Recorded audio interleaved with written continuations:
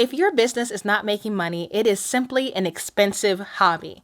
We're going to talk about the money side of starting a business on today's episode. Let's hop in.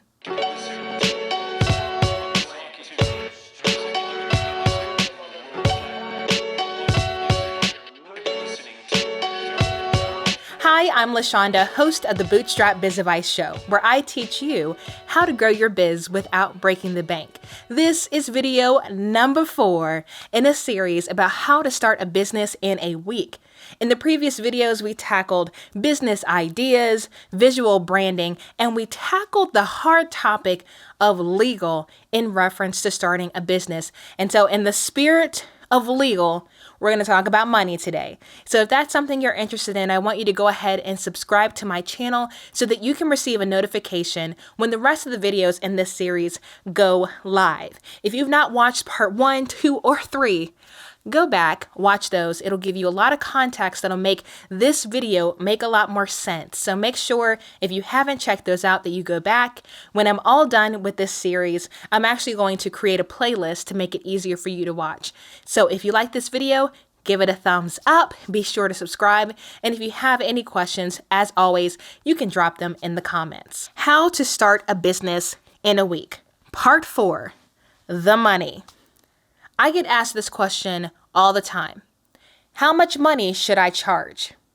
I think a lot of us understand when we go to the store that there are prices there and that the business has already factored in their overhead, their transportation costs, their, cost of doing business, all of these things. But if you've always been on the employee side of things, maybe you don't know how to arrive at those numbers as an employer. So I have created a pricing guide that is available in my VIP vault. My VIP vault is a place where I dump in all of my cheat sheets and checklists, some tutorials. And so I go into further step-by-step detail about how I arrive at my pricing, what things to factor in, and I literally lay out the formulas that I use to help me not only set my pricing, but create a pricing model for my businesses where I don't feel weird asking for money. A lot of people struggle with that. They set their pricing and they simply don't feel confident enough to charge those prices, or their pricing doesn't give them any freedom to discount or give a little wiggle room to people looking for a deal. So if you struggle with creating pricing, you really don't know what you should charge for what it is that you do, I want you to go ahead to my website, LaShondaBrown.com, and you can sign up for free for access to my VIP vault. In there is that pricing guide that's going to tell you everything you need to know about setting your pricing. And so you can use that to help eliminate the awkwardness of deciding what it is that you should charge for your business. Now, number 2 is consider packaging what it is that you do. Now, this refers to a physical product and a service-based business. So on the physical product side, maybe you're in the paint supply business. And like my husband, he has a YouTube channel where he paints miniatures. Well, my husband doesn't just need paints, he also needs paint brushes, or maybe he needs combinations of base paints or highlight paints or all the stuff he does. So maybe the paint company can decide to bundle some of these paints together at a reduced price to try to sell more paint to the same person instead of selling them individually. The same thing goes for packaging a service-based business. If a lot of people reach out to you for a strategy session, but then that strategy session ends up being, once a month coaching, perhaps you can develop a model where you have those packages established from the beginning, and you can refer people to your packages, and you don't have to come up with custom quotes every time you do a job. So if you find that people keep asking for the same thing, try creating a bundle, because the bundle will save you time on quoting jobs so that you can spend less time in establishing the price and more time simply doing the job and getting paid. So consider packages when setting up the pricing for your business. I actually got asked this question last night, a dear friend of mine asked me, how is it running your business where your pricing is visible on your website? So here's the backstory for why I put my pricing on the About 90 website. I put it on there because About 90 works with a lot of online clients who are price shopping, or they're in different time zones where they're looking at my website when I'm asleep. They want to know what my pricing is before they even get in contact with me, because they don't want to get attached to my stuff and then find out that they can't afford me. And it helps give them some perspective about the type of service that I provide. It's not the cheapest, but it's also not the most expensive. So I put my pricing visibly on my website.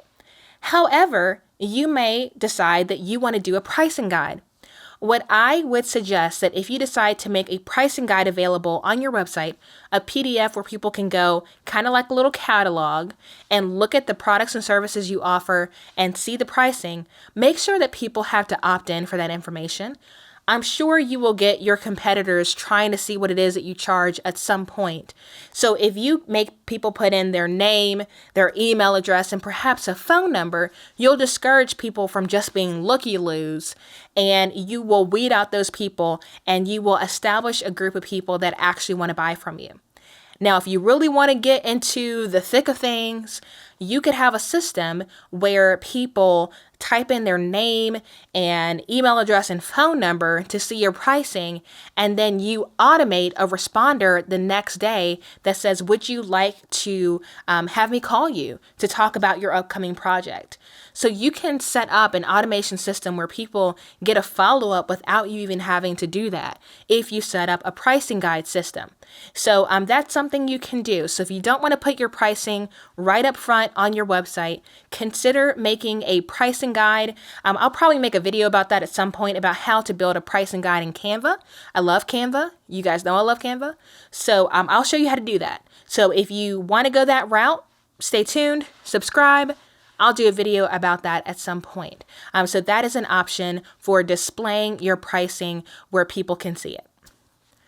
Number 4, remember we talked about this in the legal video.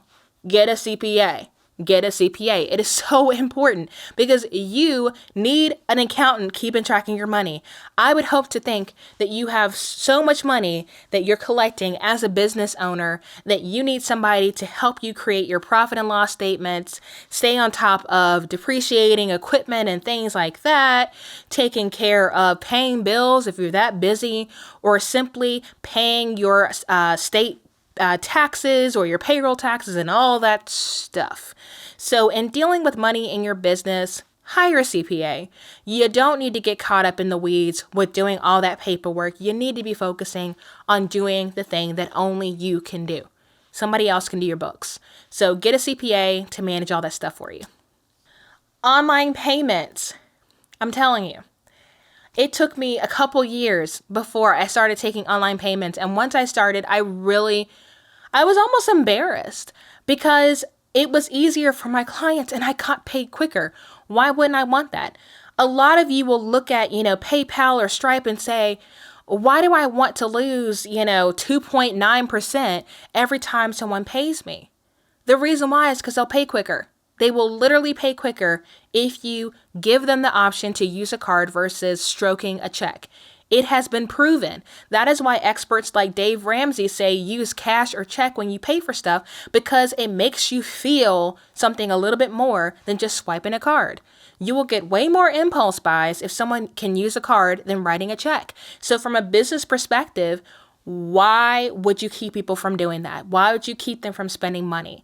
So factor in the processing fees to your cost of doing business.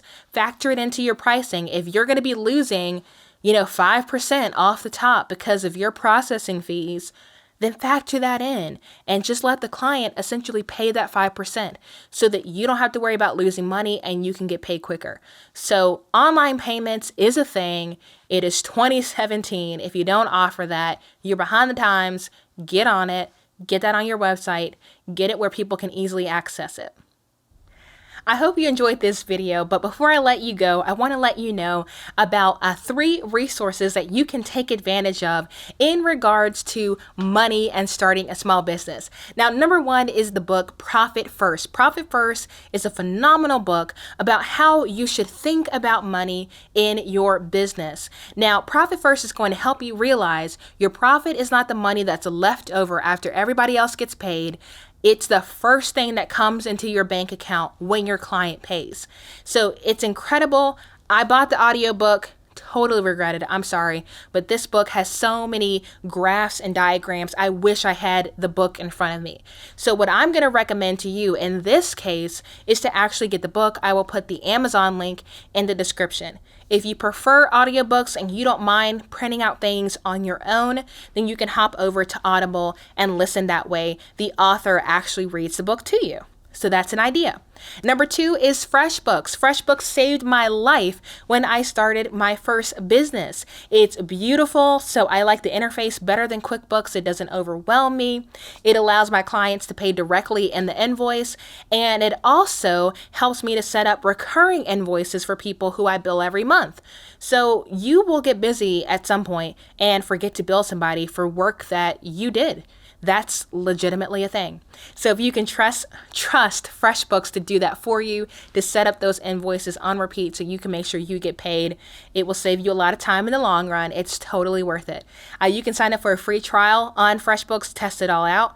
I mean, go ahead, send some invoices, get paid, see if you like it before you pull the trigger and set up an account. So that is something I would highly recommend. You can bill people for a whole month without having to pay.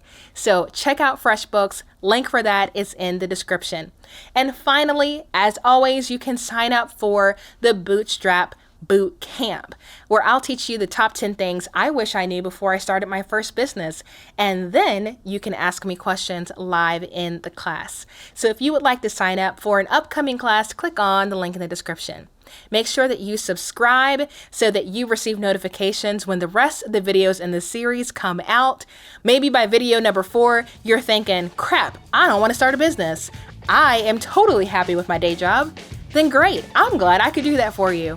But if you're crazy like me, and even after watching all these videos and hearing about the legal and the money and the branding and all that stuff, you still want to do this, welcome to the journey.